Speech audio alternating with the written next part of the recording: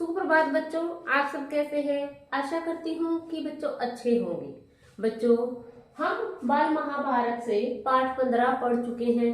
उस पाठ में हमने पढ़ा कि किस प्रकार युधिष्ठिर को चौसर के खेल के लिए बुलाया जाता है और वे अपना सब कुछ हार जाते हैं। तो आगे का पाठ है 16, धृतराष्ट्र की चिंता। कि जब उन्हें पता चलता है कि पांडव फिर से अपना सब कुछ हार गए हैं और उन्हें शर्त के अनुसार 12 वर्ष का वनवास मिलेगा और 1 वर्ष का अज्ञातवास, और वे अब वन में जाने की तैयारी कर चुके हैं। तो तब धृतराष्ट्र को चिंता होती है कि क्या यह सब कुछ ठीक हुआ। तो वह विदुर से उसके बारे में बातें करते हैं। इस पाठ में पढ़ेंगे कि जब पांडव वन में जाने लगे तो धृतराष्ट्र को उनकी चिंता होने लगी। विदुर ने धृतराष्ट्र को समझाया कि आप उनसे संधि कर ले और उन्हें वन जाने से रोक ले, लेकिन उसकी बात को कोई नहीं मानता है क्योंकि वो अपने पुत्र प्रेम में अंधे हो चुके हैं। तो बच्चों, अपना पाठ प्रारंभ करते हैं। जब द्रौपदी को साथ लेकर पांडव वन की ओर जाने लगे तो धृतराष्ट्र ने विदुर को बुला भेजा और पूछा, विदुर, पांडु के बेटे और द्रौपदी कैसे जा रहे हैं? मैं कुछ देख नहीं सकता हूँ, तुम ही बताओ कैसे जा रहे हैं वे। कि जब वो वन में जाने लगे तो धृतराष्ट्र ने विदुर से पूछा कि जो पांडु के पुत्र हैं, मेरा भाई जो पांडु था उसके जो पुत्र हैं वो वन में, उनके पुत्र वन में जा रहे हैं, लेकिन कैसे जा रहे हैं, उनके हाव भाव क्या है, किस प्रकार से जा रहे हैं। विदुर ने कहा, कुंती पुत्र युधिष्ठिर कपड़े से चेहरा ढककर जा रहे हैं। कि कुंती के जो पुत्र हैं युधिष्ठिर हैं वो अपने कपड़ों से अपना चेहरा ढके हुए हैं। भीमसेन अपनी दोनों भुजाओं को निहारता, कि भीम जो है अपनी दोनों बाजुओं को निहारता हुआ जा रहा है कि मैं इतना बलवान हूँ लेकिन फिर भी कुछ नहीं कर सकता। अर्जुन हाथ में कुछ बालू लिए उसे बिखेरता, कि अर्जुन ने हाथ में कुछ बालू यानी रेत को ले रखा है और उसे बिखेरता हुआ जा रहा है।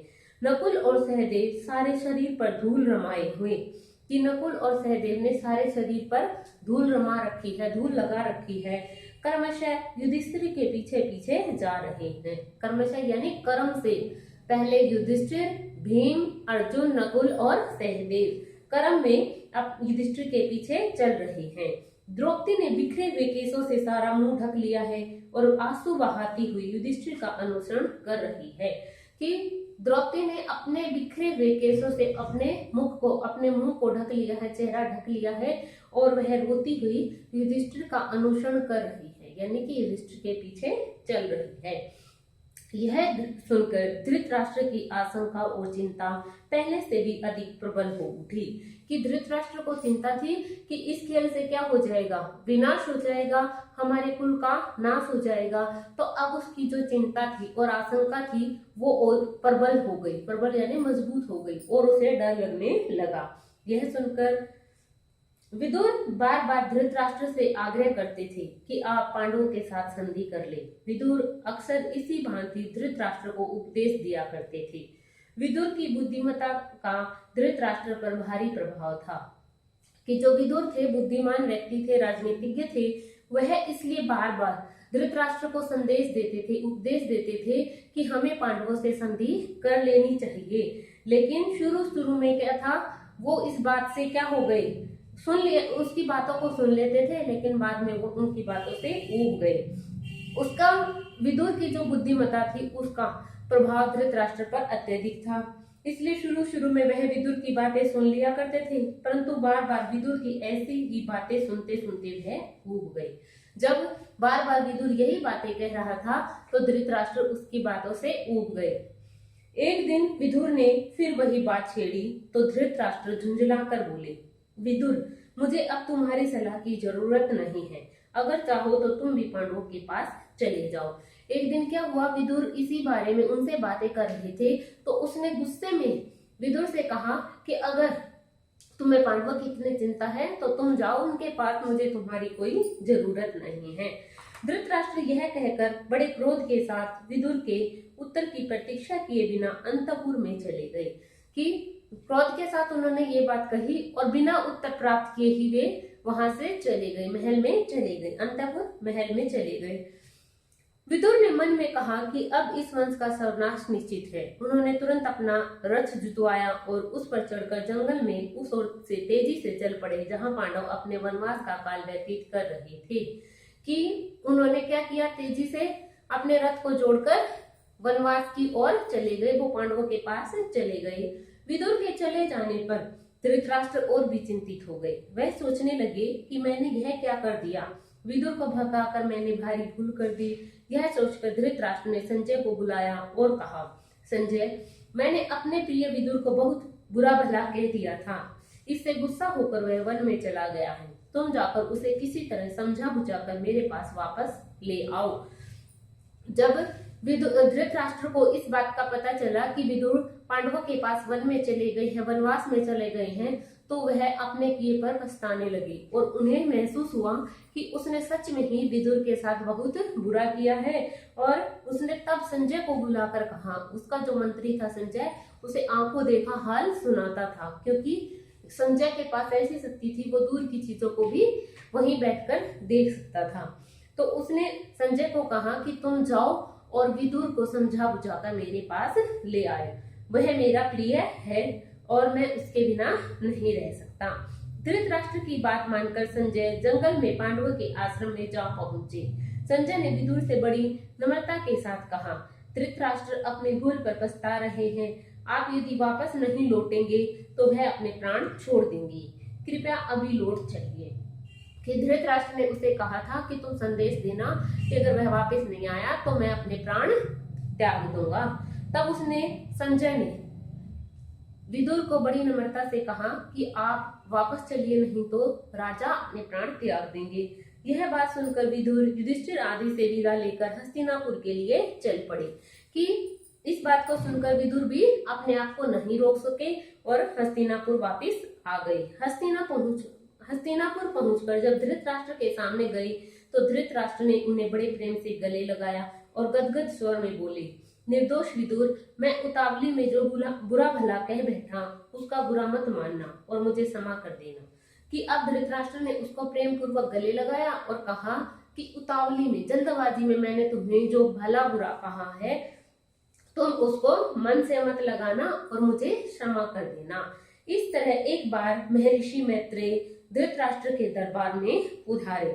राजा ने उनका समुचित आदर सत्कार किया और सत्कार करके प्रसन्न किया। कि जब महर्षि मैत्रेय वहां पर आए तो उन्होंने उनका आदर सत्कार किया और इस प्रकार से किया कि वो खुश हो गए। फिर महर्षि से हाथ जोड़कर पूछा, कुरु जंगल के वन में आपने मेरे प्यारे पुत्र वीर पांडवों को तो देखा होगा, वे कुशल से तो हैं। तो उसने ऋषि से पूछा कि कुरु जंगल में, कुरु देश का जो जंगल है उसमें वनवास में जो पांडव रह रहे हैं तो उनको तो आपने अवश्य देखा होगा, क्या वे ठीक है, कुशल यानी ठीक है। महर्षि मैत्रेय ने कहा, राजन, कामाख्या वन में संयोग से युधिष्ठिर से मेरी भेंट हो गई थी। वन के दूसरे ऋषि मुनि भी उनसे मिलने उनके आश्रम में आए थे। हस्तिनापुर में जो कुछ हुआ था उसका सारा हाल उन्होंने मुझे बताया था। यही कारण है कि मैं आपके पास यहाँ आया हूँ। आपके और भीष्म के रहते ऐसा नहीं होना चाहिए था।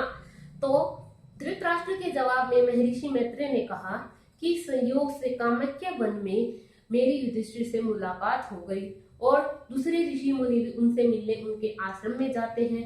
तब युधिष्ठिर ने मुझे हस्तिनापुर में जो चौसर का खेल खेला गया और जो घटनाएं उनके साथ हुई उसका सारा हाल मैं जानता हूँ, इसलिए मैं तुम्हारे पास यहाँ पर आया हूँ कि आपके और पितामह भीष्म के रहते हुए ऐसा सब कुछ कैसे हो गया। इस अवसर पर दुर्योधन भी सभा में मौजूद था। मुनि ने उसकी ओर देखकर कहा, राजकुमार, तुम्हारी भलाई के लिए कहता हूँ, सुनो, पांडवों को धोखा देने का विचार छोड़ दो, उनसे वैर मोल न लो, उनके साथ संधि कर लो, इसी में तुम्हारी भलाई है। तब दुर्योधन की तरफ देखते हुए ऋषि ने कहा कि हे राजकुमार, तुम पांडवों से धोखा मत करो, उनके बारे में धोखा करने के बारे में भी मत सोचो। मैं चाहता हूँ कि तुम उनसे वैर मोल न लो और उनसे संधि कर लो, इसी में तुम्हारा भला है। ऋषि ने यूं मीठी बातों से दुर्योधन को समझाया, पर जिद्दी व नासमझ दुर्योधन ने उसकी ओर देखा तक नहीं। वह कुछ बोला भी नहीं, बल्कि अपनी जांघ पर हाथ ठोकता और पैर के अंगूठे से जमीन को कुरेदता मुस्कुराता हुआ खड़ा रहा। दुर्योधन की इस ढिठाई को देखकर महर्षि बड़े क्रोधित हुए कि ऋषि ने मीठी मीठी बातों में दुर्योधन को समझाने का प्रयास किया, लेकिन वह क्या था, ढीठ था, बड़ा ही अहंकारी था। उसकी बातों को उसने कोई जवाब नहीं दिया और बल्कि अपना अहंकार प्रदर्शन करने लगा। तब उन्होंने कहा, याद रखो, अपने घमंड का फल तुम अवश्य पाओगे। तब ऋषि ने उसे चेतावनी देते हुए कहा कि तुम्हारा जो ये घमंड है, तुम इसका एक दिन फल अवश्य प्राप्त करोगे। इसी बीच हस्तिनापुर में हुई घटनाओं की खबर श्री कृष्ण को लगी। उन्हें यह पता चला कि पांचों पांडव द्रौपदी समेत वन में चले गए हैं। यह खबर पाते ही वह फौरन उस वन को चल पड़े जहां पांडव ठहरे हुए थे। कि जो हस्तिनापुर में जो घटनाएं हुई थी, इस बात की खबर श्री कृष्ण को भी लग गई और उन्हें पता चला कि पांचों पांडव द्रौपदी के साथ वन में रहते हैं। जहां पर वो रहते हैं वहां की तरफ वो रवाना हो गए। श्री कृष्ण जब पांडवों से भेंट करने के लिए जाने लगे तो उनके साथ केकय, भोज और वृष्टि जाति के नेता चेतीराज, दृष्टकेतु आदि भी गए। कि जब वो पांडवों से मिलने के लिए जा रहे थे तो अनेक राज्यों के राजा भी उनसे मिलने के लिए गए। इन लोगों के साथ पांडवों का बड़ा स्नेह संबंध था और वे उनको बड़ी श्रद्धा से देखते थे। कि ये जो विभिन्न देशों के राजा थे, उनका पांडवों के साथ क्या था, स्नेह संबंध, प्यार का संबंध था और वो युधिष्ठिर को श्रद्धा के भाव से, सम्मान के भाव से देखते थे। द्रौपदी श्री कृष्ण से मिली। श्री कृष्ण को देखते ही उसकी आंखों से अविरल अश्रुधारा बह चली।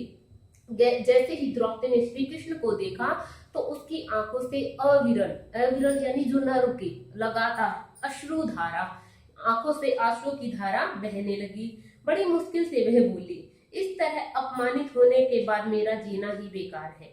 मेरा कोई नहीं रहा और आप भी मेरे न रहे। यह कहते कहते द्रौपदी की बड़ी बड़ी आंखों से गरम गरम आंसू की धारा बहने लगी। कि द्रौपदी ने श्री कृष्ण से कहा कि मेरा इस प्रकार से अपमानित होकर जीना बिल्कुल बेकार है। मेरा तो कोई भी नहीं है, आप भी नहीं हो, क्योंकि द्रौपदी श्री कृष्ण को अपना भाई मानती थी। यह कहते हुए उसकी आंखों से अश्रुधारा बहने लगी। वह आगे न बोल सकी। करुण स्वर में विलाप करती हुई द्रौपदी को श्री कृष्ण ने बहुत समझाया और धीरज बंधाया। कि द्रौपदी को समझाते हुए उसने संतोष देते हुए, धैर्य देते हुए कहा, वे बोले, बहन द्रौपदी, जिन्होंने तुम्हारा अपमान किया है उन सब की लाशें युद्ध के मैदान में खून से लथपथ होकर पड़ेंगी। तुम शोक न करो, मैं वचन देता हूँ कि पांडवों की हर प्रकार से सहायता करूंगा। यह भी निश्चय मानो कि तुम साम्राज्ञी के पद को फिर सुशोभित करोगी। तब वह द्रौपदी को वचन देते हुए कहते हैं कि बहन द्रौपदी, मैं हर तरह से तुम्हारे अपमान का बदला लूंगा और जिसमें तुम्हारा अपमान किया है उनके साथ युद्ध होगा और उस युद्ध में उनकी लाशें खून से लथपथ होकर गिरेंगी और मैं तुम्हें इस बात का वचन देता हूँ कि मैं पांडवों की हर प्रकार से मदद करने की कोशिश करूंगा और तुम्हें वचन देता हूँ कि तुम एक दिन फिर से साम्राज्य यानी सम्राट की का स्त्रीलिंग साम्राज्ञी उस पद को फिर से सुशोभित करोगी। धृष्टद्युम्न ने भी बहन को सांत्वना दी और समझाते हुए कहा, श्री कृष्ण की प्रतिज्ञा अवश्य पूरी होगी। तब उसके भाई धृष्टद्युम्न ने भी उसे सांत्वना देते हुए, धैर्य देते हुए कहा कि श्री कृष्ण ने जो प्रतिज्ञा ली है वो एक दिन अवश्य पूरी होगी। इसके बाद श्री कृष्ण पांडवों से विदा हुए। साथ में अर्जुन की पत्नी सुभद्रा और उसके पुत्र अभिमन्यु को भी वे द्वारिकापुरी लेते गए। द्रौपदी के पुत्रों को लेकर धृष्टद्युम्न पांचाल देश चला गया। कि श्री कृष्ण किसको लेकर गए? अर्जुन की पत्नी सुभद्रा और उसके पुत्र अभिमन्यु को साथ में ले गए द्वारका में और बाकी द्रौपदी के पुत्रों को धृष्टद्युम्न उसका भाई पांचाल देश में लेकर चला गया। तो बच्चों, इस पाठ में हमने पढ़ा कि किस प्रकार से धृतराष्ट्र की चिंता बढ़ जाती है, लेकिन वह पुत्र मोह में कुछ भी ठीक कदम उठाने का प्रयास नहीं करते और जब उसे कोई समझाने का प्रयास करते हैं तो दुर्योधन अपने घमंड का प्रदर्शन करता है, लेकिन जब उस पांडवों के मित्रों को, श्री कृष्ण और दूसरे राजा मित्रों को उस बात का पता चलता है तो वो उनके पास मिलने जाते हैं।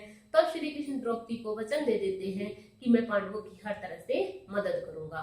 बच्चों, अगर आपको इसमें कोई भी प्रॉब्लम लग रही है, कोई भी कंफ्यूजन है, तो आप कमेंट सेक्शन में लिखकर जरूर पूछें और पाठ को एक बार ध्यान से स्वयं पढ़ें। आपकी परीक्षा में अंदर से भी प्रश्न पूछे जा सकते हैं।